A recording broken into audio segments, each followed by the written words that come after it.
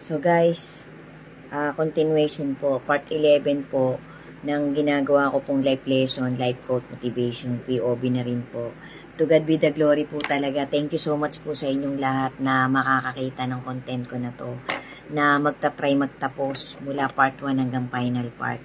So, ang context po ng content ko na to, ng bagong content ko na to, life motivation nga po, part 11, tungkol po ito sa epekto ng Beatitudes, nung sermon ng ating Lord Jesus, nung time niya, nung unang siglo na siya nandito nga po in body and flesh. So, nagkaroon po ito ng cause and effect sa napakaraming tao, sa libu-libong tao, and until now po tumawid sa ating generation. Kasi nga po, ang salita po ng Panginoon, nung bumalik po siya sa Nazareth, guys, maidagdag ko lang po to, bago po natin ituloy yung kay Mateo tsaka dun sa parents niya. Ang utos po kasi, ang sinalita po kasi ng Panginoon, nung sinabi niya dun sa mga kababayan niya na pati sa meeting di avance ng kanyang mga apostol na inaaralan niya sa tuwing uutusan niya mga ito, magpagaling din po maghihiling din ng mga apostol niya.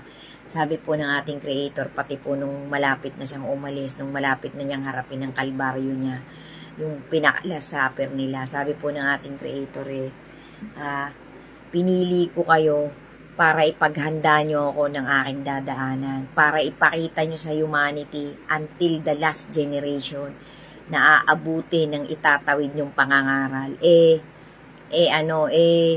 Maihanda ang dadaanan ko.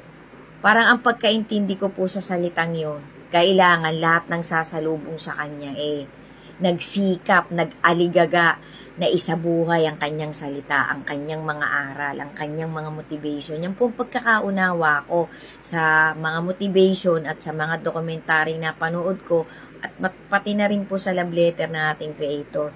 So, kumbaga sa ano po, talagang ang Panginoon po, bago po talaga siya bumalik, yung ultimate niyang pagbabalik. Well, anyway, paulit-ulit na po siyang bumaba talaga. Yan po ay facts. Hindi po pwedeng 2 beses lang siyang bumaba. Sabi po kasi nung iba, second coming Naging trending na po yung second coming Pero kung i-analyze po natin yung konteksto ng salita talaga ng ating Creator, paulit-ulit na po siyang bumalik dito. Paulit-ulit na po siya talagang nagpakita ng mga milagrong kakaiba. So, yan pong pagtatawid ng matutuwid na mga ngaral at mga pare. Ang sabi po talaga nila nitong last generation natin ultimate na pagbabalik, pinakamatinding pagbabalik niya. Kasi naka-line up na po yung prophecy lahat sa ating Creator, sa ating Lord Jesus na ang pinakahuli nga po niyang gagawin magiging vindicator siya, tapos magre-reign po siya ng 1,000 years. Who knows po kung aabutan natin talaga yung 1,000 years na yun.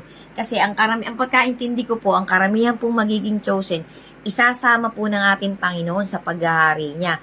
Pero yung iba po, palagi ko po, itatago niya.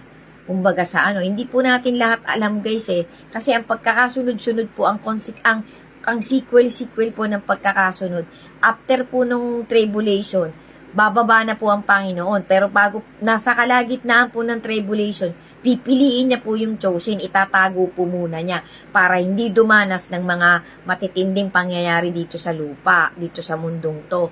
Tapos, after po ng tribulation, agad-agad po bababa ang Panginoon kasabay ng mga chosen at ng mga milyon-milyon niyang mga anghel. Yan po ang pagkakasunod-sunod. Tapos, pagbaba niya pong yun, siya na po ang maghahari. Pero sabi nga po, bago siya maghari, and while He is reigning on this planet Earth, marami pa rin pong masasamang taong lalaban sa kanya. Marami pa rin po siyang dadat ng mga tao na masasama. Pero marami din po siyang ichochosen, ipipiliin, na kasama niya sa paghahari niya ng 1,000 years. Yan po ang pagkakaintindi ko. Ngayon, kayo na po ang bahalang mag-research, guys. Gawin po ninyong priority yan. Hindi po natin dapat panghawakan yung laging priority lang natin, material things. Kasi lahat po, all things on earth is going to vanish, going to be burned. So, anong pinakamaganda nating gagawin? Di yung pong motivation ng Panginoon ang ating isabuhay. Yan po ang ating dagdagan ng dagdagan, yung good deeds na maaabutan pa at makakayanan pa nating gawin habang nandito pa po tayo, habang nabubuhay pa po tayo. Yan po ang pinakamagandang tips na paulit-ulit kong binabanggit sa bawat content ko in as much as possible, lalo na po kapag ganitong nagkakaroon ng part by part. So guys, ang lagi ko lang pong nire-remind, talagang ang faith po talaga guys, patay po yan kapag hindi tayo nagpapakita ng magandang motivation sa ating mga gawa at salita. Yan po pax na pax. So, part 11 na nga po to ng ginagawa kong content na to. So, ang nangyari po, balik po tayo dito guys. So, ang nangyari po kay Mateo at sa kanyang parents, para pong nagkaroon sila ng one-on-one conversation. Parang ang epekto po ng Beatitudes kay Mateo, na-realize na kahit papano, parang naalok din po sa kanyang pamilya. Kasi parang, kumbaga sa sa ayaw at sa gusto naman po niya, yun ang trabaho niya. Talagang maniningil siya ng tax.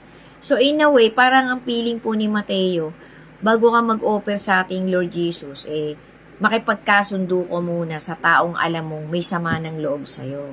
Yung parang meron kayong misunderstanding, may away kayo, may gulo kayong hindi tapos, isettle nyo muna. Yan din po ang ginawa ni Andrew, na nagawa ko na po sa sinundang part nito. So, bali kay Mateo naman po, para mas lalo pang, mas kalugod-lugod ang mga gagawin niya sa paningin ng ating Lord Jesus, humingi siya ng tawad sa kanyang pamilya. Nagpakumbaba po siya. Although ang para naman po talaga kay Mateo, tama naman ang ginagawa niya kasi nagtatrabaho lang siya being a tax collector at ang boss niya ay mga Romans nga po. So kumbaga pwede nating i-apply sa kanya yung term na walang personalan, trabaho lang.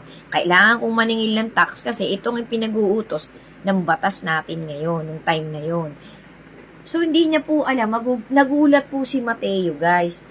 Kasi habang nagsasalita po siya, hindi niya alam, nakapag-desisyon ng tatay at nanay niya na talagang makikipagkasundo din sila sa anak nila kasi naawa na din po sila sa sarili nila, pati kay Mateo, na parang lumalim po yung pagkakahiwalay nila bilang isang buong pamilya dahil nga po dun sa galit lang nila na naniningil ng tax yung anak nila. So parang nung nag-usap po sila, nung nagkaroon nga po ng conversation sa bahay ni na Mateo, nandun ang kanyang tatay at nanay, inamin din po ng tatay at nanay niya na nagkulang din kami ng pangunawa sa'yo. Kinapos kami ng pag-intindi sa'yo. Wala kang kasalanan, anak. Proud kami sa'yo kasi pinili ka ng guro mo, ng rabay mo. Kaya ipagpatuloy mo yan. We are so proud of what you are now. So, parang maluha-luha po yung tatay at nanay niya, pati po si Mateo nung time na yon na ginawa nga po ng isang dokumentary ngayong generation natin. So, parang ang galing po talaga ng epekto ng Beatitudes kasi parang tumagos po sa puso at kaluluwa ng mga nakinig. Kasi parang talagang itinatakpusan ng Panginoon sa ating lahat until ngayon sa generation natin na hindi lahat ng ino-offer natin sa ating Panginoon, maging material things man yan, o gawa, o mabigat, o matinding good deeds na ginawa mo, ay hindi kinakount ng Panginoon yan. Kung ang puso mo naman sa ibang parte ng puso mo, ng pagkatao mo, ng isip at kaluluwa mo, ay meron ka palang taong hindi ka kasundo, meron kang alitan sa taong yun. Ano mang i-offer mo ay hindi magiging kalugod-lugod sa Panginoon kapag ikaw ay may ganong kumbaga other side of your life na parang kailangan isettle mo muna lahat. Kailangan lumapit ka sa akin na may magbagbag na loob, na nakapagpatawad ka na, pinatawad ka na rin. In as much as possible, ang salita po ng Panginoon, kailangan ay maging payapa ka sa lahat ng tao. Ibig sabihin, wala kang magiging kalaban, wala kang magiging kaaway. Yun po ang pagkakaintindi ko sa dokumentaryong napanood ko at yun din po ang context ng salita ng ating Panginoon. Sundan niyo pa po guys. Thank you po for watching. To God be the glory po. God bless us all po. Ingat po tayong lahat. Sundan niyo pa po. Thank you so much po talaga sa inyong lahat na makakapanood ng content ko na to. Amen.